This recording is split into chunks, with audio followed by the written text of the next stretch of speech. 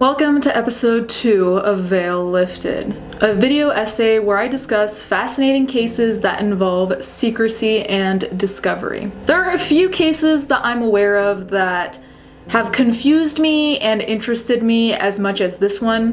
While my bar is low in terms of human expectations, this was still surprising and disappointing. This is the case of Gypsy Rose Blanchard and Dee Dee Blanchard. Note, if you're watching the act on Hulu and do not want spoilers about the case, do not watch this video. Dee Dee, or Claudine, was born in Louisiana in 1967. She had 5 siblings and her father had married 2 times. She got pregnant at 24 years of age by a man named Rob Blanchard, who was 17 at the time. Enter Gypsy Rose, born in 1991. Rob admitted to getting married for the wrong reasons, one of which was because he was from the South and if he got a woman pregnant, he'd be responsible and marry her. He ended up leaving and Dee Dee went to live with her family, with Gypsy. Before getting into Gypsy's life, it's important to note that Dee Dee, even prior to Gypsy, was up to some criminal behavior. She had been wanted for writing bad checks, amongst other money-related crimes such as petty theft. Additionally, one of the most egregious things she has been accused of is killing her mother. She had worked as a nurse's aide, and even her family became suspicious of her treatment of her mother as she allegedly denied her food. On top of this, when she moved back in with her father and stepmother after Gypsy was born, Dee Dee allegedly began poisoning her stepmother's food. Her stepmother ended up being bedbound for a couple of months after.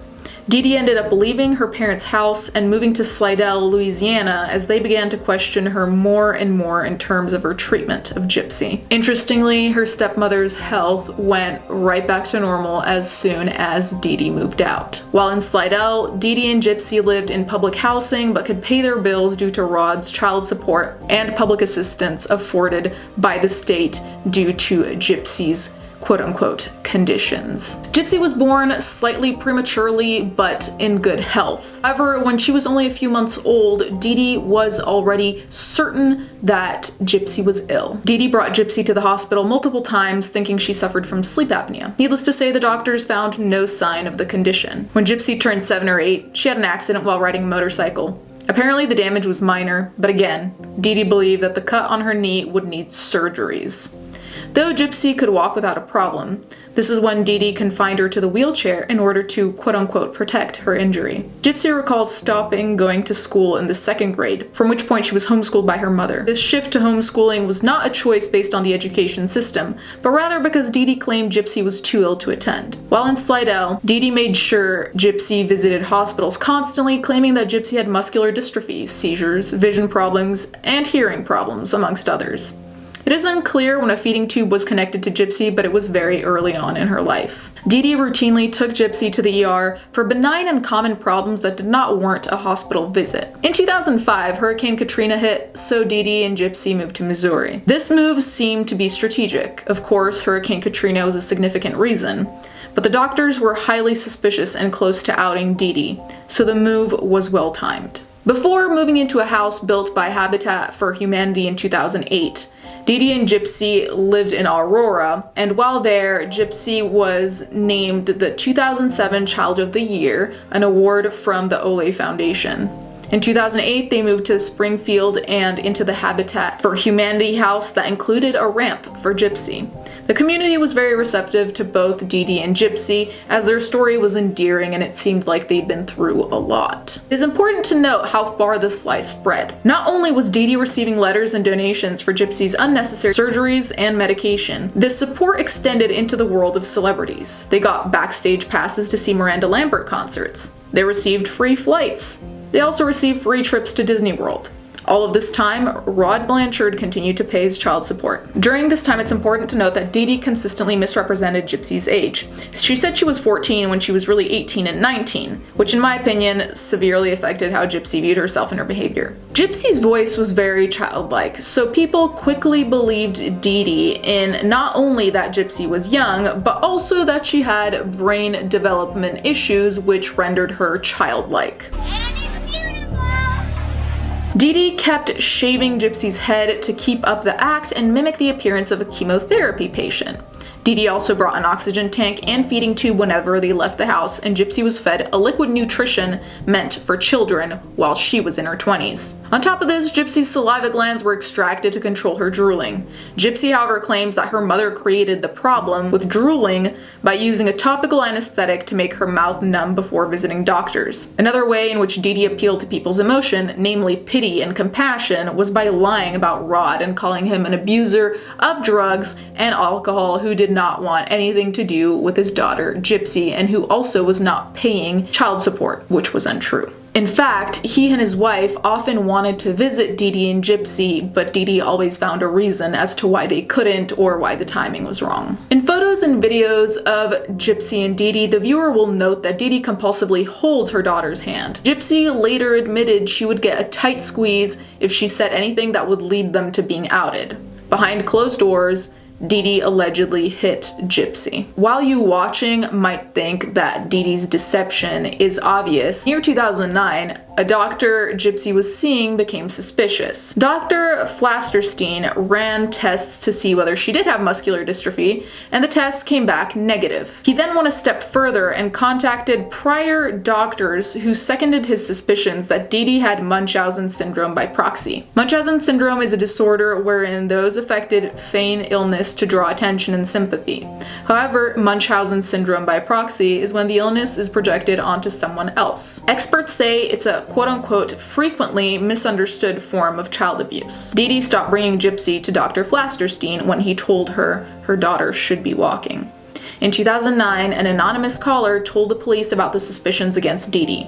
The officers who performed the wellness check were swayed by Dee Dee's excuses and accepted her explanations, so the case was closed. Throughout this time, Gypsy, especially as she got older, grew more and more aware that her mother's stories were not only inconsistent but fabricated. Gypsy had been told she was allergic to sugar, yet when she had some, nothing happened. It's not clear why her teeth got to the point of removal, but she got quite a few extracted, leaving her next to toothless. On top of the awareness of her mother's deception and ill behavior, Gypsy, as any growing teenager, began to feel crowded by her mother's constant presence. Dee Dee's presence, even for an outsider, was very overwhelming, with the hand-holding along with not letting Gypsy be alone with people her age. Gypsy was also secluded when it comes to the virtual world, as her and her mother shared a laptop.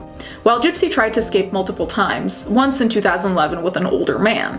They had met online and ended up in a hotel room together. Of course, Dee Dee found them and scared the man off with a fake birth certificate that made Gypsy a minor, usually 14 years old. Dee Dee used this tactic multiple times to scare men away from Gypsy, even though she was of age. After one escape, Gypsy was chained to her bed for 2 weeks. For revenge, or perhaps in preparation, Dee Dee filed papers that claimed that Gypsy was mentally incompetent. This scared Gypsy, as she said that even if she were to turn to the police, her claims would be invalidated by the mental incompetence she supposedly suffered. Gypsy snuck online whenever her mother was sleeping. Using a private Facebook account rather than the one she shared with her mother, she began to talk to people online. Gypsy apparently had 5 different accounts on Facebook. After joining a Christian dating website, Gypsy met the man that would change her life. His name was Nicholas Gojon. Gojon had a criminal record for indecent exposure that included touching himself for hours while at McDonald's. He also had mental illnesses, though there is no confirmation of which ones, as he was self-diagnosed. As Gypsy was an avid fan of Disney, the princesses, and the formulaic happy ending, she truly believed she'd met a larger-than-life prince figure. From the outside, it seems she projected her wants onto Gojon, though he did not fit the standard at all. They discussed eloping, having children, living together in Wisconsin, amongst other things. Gojon was also very much into BDSM. BDSM is an erotic roleplay that includes bondage, discipline, dominance, and submission, as well as other practices. Normally, this would not matter, but BDSM strongly affected the relationship. Though Gypsy was not particularly interested in it, she still partook. One aspect of BDSM is the master-slave dynamic. Gypsy was convinced by Gojon that she was to submit to him. This made her easily manipulated and complicit. In 2015, they planned to casually meet in a movie theater with Dee Dee there and pretend they just met and begin their public relationship from there. Dee Dee, however, was not impressed with him at all, so the plan fell flat. Gypsy continued to communicate with Gojon online, and from there, they hatched the plan to murder Dee Dee. Did you ask him to kill your mother? Yes. We called it Plan B. I was getting desperate. In June of 2015, once Dee Dee was asleep, Gypsy let Go John in. The following details are alleged. She supposedly had duct tape, gloves, and a knife ready for him to use to murder Dee Dee. Once Dee Dee was dead, it is unsure how long they stayed inside planning what to do next and packing up. They took a bus to Wisconsin to go to live with Go John's parents. A key factor in the discovery of the body were disturbing Facebook posts that read, "That bitch is dead," amongst others. Gypsy was the one posting these messages.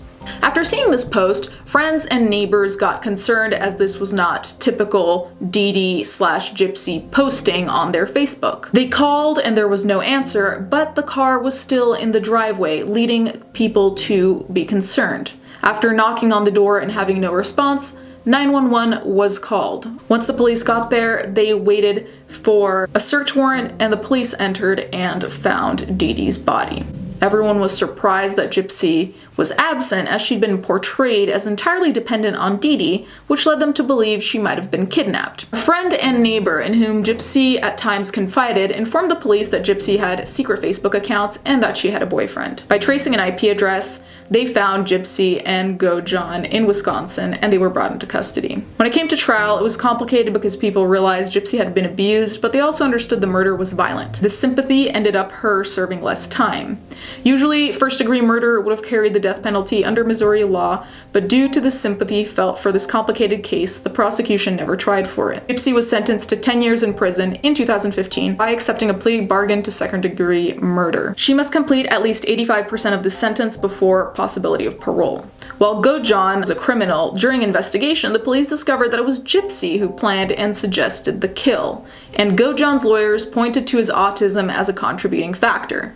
Go John was sentenced to life in prison in February of this year. My opinion on this case is a popular one, though I believe there were steps that could have been taken before murder, such as trying to talk to the police or such as confiding in a neighbor and telling them to expose all their information. There are plenty of routes this could have gone that avoid murder. And all of those routes to me involve exposing the truth, because once the truth was exposed, then people would look into Dee Dee's behavior towards Gypsy and it would be kind of like a domino effect of Dee Dee's crap falling apart. However, as she also is a victim of abuse and an abused child, really, it becomes far more complicated because questions arise such as, is this a form of justice? How complicit was Gypsy, if she ever was complicit? I believe that Gypsy's abuse clouded her mind. I don't excuse her behavior, this is just my interpretation, but I believe that when someone thinks escape is so impossible, they'll jump to the most permanent and extreme solution, especially when the person in question has been abusing them for the majority of their lives.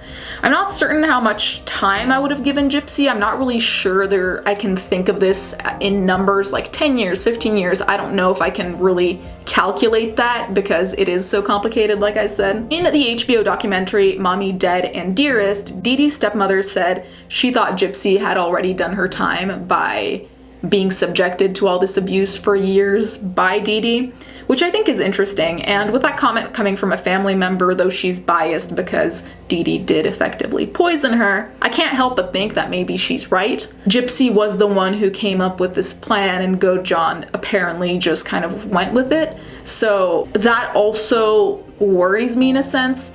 And I don't want to diagnose anyone because that's not my job, but I do remember seeing a couple of posts online, and I think this was mentioned in the documentary, that some of Gypsy's behavior falls under sociopathy. So I'm kind of wondering if that has any bearing. So whatever she's diagnosed with, I want to know whether that is kind of a predictor of whether this would be repeated behavior with anyone, you know what I mean? If this would be continued violence. As of right now, I'm kind of torn as to who I really want to blame here, because it seems like Dee Dee was really the beginning of all of this trouble that ended up coming her way, and the years of abuse that Gypsy underwent finally came to this breaking point. So I believe that in a way, Dee Dee really, triggered this because she was abusive and she was lying and being abusive in so many different ways, via Gypsy not having friends really, and via Gypsy not being allowed to have any romantic relationships,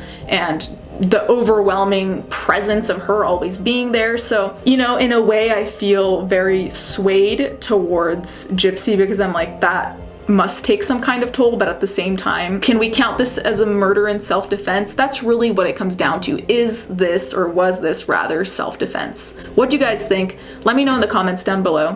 Thank you guys so much for watching. Thank you to my patrons as always, and let's get right into the fan art.